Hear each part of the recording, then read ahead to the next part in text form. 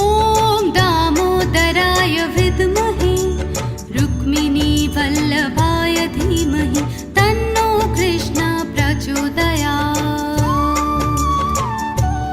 ॐ दामोदराय विद्महे रुक्मिणी वल्लभाय धीमहि तन्नो कृष्ण प्रचोदयात्।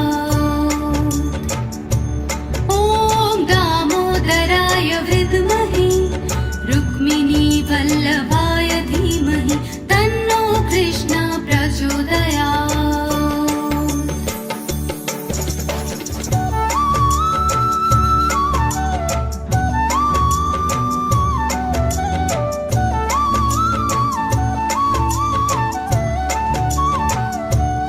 ॐ दामोदराय विद्महे रुक्मिणी वल्लभाय धीमहि तन्नो कृष्ण प्रचोदयात्।